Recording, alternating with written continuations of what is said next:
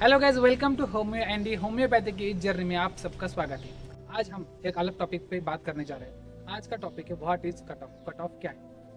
The minimum number of point that someone must score in order to be consider for a job, इसे कहते हैं हम cut off. English में नहीं समझा ना, तो इसे हम हिंदी में समझते हैं सिंपल वे में। तो कट ऑफ क्या है, इसके लिए हम एक एग्जाम्पल कंसिडर करते हैं। एक एग्जाम है 100 मार्क्स और उसका कट ऑफ है 60 मार्क्स का। तो ये जो एग्ज़ाम है उसमें अगर आपको क्वालिफाई होना है तो आपको मिनिमम 60 मार्क्स चाहिए, तभी आप उस एग्ज़ाम के लिए क्वालिफाई होंगे। तो अगर आपको 40 मार्क्स मिले तो आप क्वालिफाई होने वाले हैं क्या? नहीं, आपको 60 मार्क्स चाहिए। जो 60 मार्क्स है ये है उस एग्ज़ाम के लिए कट ऑफ। अगर आपको 90 आते हैं या 95, 80, 70 जो भी मार्क्स आएंगे 60 के अबव, वो आपके लिए अच्छे मार्क्स होंगे, इससे आपको कोई ज़्यादा ड्रॉबैक नहीं है। लेकिन अगर आपको 60 से कम मार्क्स आते हैं जो कि कट ऑफ पॉइंट से कम है, तो आपके लिए चिंता हो सकती है। अब ये हो गया कट ऑफ क्या है। तो इसे हम नीट के हिसाब से समझेंगे कि नीट में इसे अप्लाई करके देखेंगे एडमिशन की प्रोसेस के बाद कैसा होता है। तो देखेंगे समवट BHMS का एक कॉलेज है XYZ नाम का। उस कॉलेज का पिछले साल का कट ऑफ था 250 मार्क्स का और आपको अभी मिलते हैं 240 मार्क्स। तो क्या आप उसके लिए अप्लाई कर सकते हैं? हाँ, आप उसके लिए अप्लाई कर सकते हैं, लेकिन आपको वो कॉलेज मिलेगा या नहीं मिलेगा इसके चांसेस के बारे में हम कह नहीं सकते। तो उस कॉलेज का तो 250 मार्क्स का कट ऑफ है और अगर आप स्टूडेंट है जिसको 250 मार्क्स मिले तो आप उस कॉलेज के लिए अप्लाई कर सकते हैं और वहाँ पे चांसेस है कि आपको वो कॉलेज अलॉट हो। और अगर आपको 250 मार्क्स से ज़्यादा है, 260 मार्क्स है, 270 मार्क्स है, 80, 300 मार्क्स है, तो और ये अच्छी बात, आपके उस कॉलेज में अलॉकेशन होने के चांसेस बहुत ही ज़्यादा होते हैं। और अगर आपको 250 से कम मार्क्स है तो आप उसकी चिंता मत कीजिए, इसके बारे में भी आपको मैं बताऊँगा। तो ये था कॉलेज के हिसाब से कट ऑफ क्या होता है। कट ऑफ क्या होता है कि अगर एक कॉलेज है समवट, जैसे मैंने कहा उस कॉलेज का कट ऑफ पिछले साल का 250 मार्क्स का है, तो वो कैसा रहा, उस कॉलेज के जो लास्ट का राउंड है, उस लास्ट के राउंड में जो लास्ट का पार्टिसिपेंट सिलेक्ट हुआ था उसको थे 250 मार्क्स। उस कॉलेज के वो मिनिमम मार्क्स है जिस पे आप सिलेक्ट हो सकते हो। तो शायद ये वो इस साल भी बढ़ सकते हैं या फिर कम हो सकता है। ये कब बढ़ेंगे?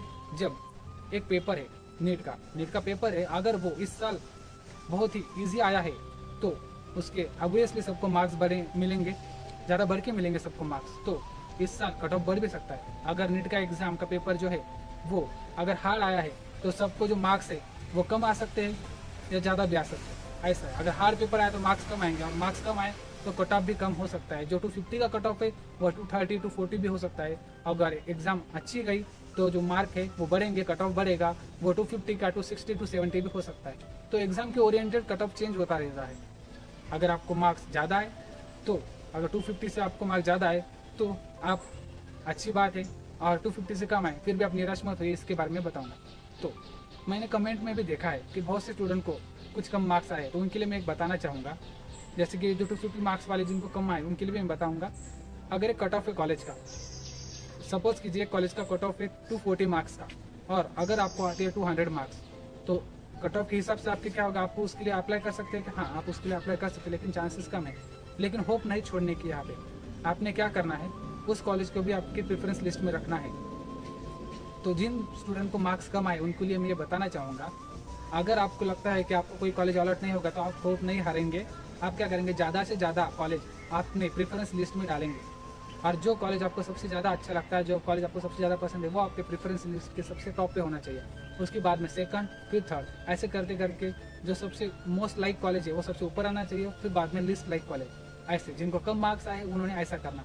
अगर जिनको ज़्यादा मार्क्स आए, जिनको 300 मार्क्स आए, जिनको 300 प्लस 250 प्लस आए, उन्होंने अपने जो सबसे फेवरेट कॉलेज, जिन कॉलेज में आपको एडमिशन लेना है उसी कॉलेज को टॉप पे रखिए। यानी कि जैसे कि जिसको अगर BHMS जलगांव को एडमिशन लेना है और अगर उसको 350 मार्क्स 300 मार्क्स है तो वो उसने अपने जो BHMS जलगांव का कॉलेज है वो प्रेफरेंस लिस्ट के टॉप पोजीशन पे रखना, कारण जिससे कि जब काउंसलिंग का फर्स्ट राउंड स्टार्ट होगा तो आपका नंबर इजीली लग जाए। सिमिलरली मैं सभी को बताना चाहूँगा, आपने अपने हिसाब से लिस्ट अच्छे से भरी है, जो कॉलेज आपको अच्छा लगे वो टॉप पे रखिए, बाकी की जो कॉलेज है वो उनको नीचे रखिए। तो मैं आशा करता हूँ आपको ये वीडियो अच्छा लगा हो। सॉरी फॉर दिस वीडियो जो कि बहुत ही लेट आया है, लेकिन मैं अभी और से वीडियो लाने वाला हूँ, जैसे कि ऑल इंडिया कोटा और स्टेट कोटा का डिफरेंस क्या है। तो हमारे चैनल के साथ बने रहिए या अगले आने वाले वीडियो के लिए, कुछ दिनों में बहुत ही ज़्यादा वीडियो आने वाले हैं। तो अगर दोस्तों आपको ये वीडियो अच्छा लगा तो इस वीडियो को लाइक कीजिए, हमारे चैनल होम्यो एंडी को सब्सक्राइब कीजिए और कमेंट कीजिए। मैं ज़्यादा से ज़्यादा लोगों के कमेंट के रिप्लाई देता हूँ। Thank you.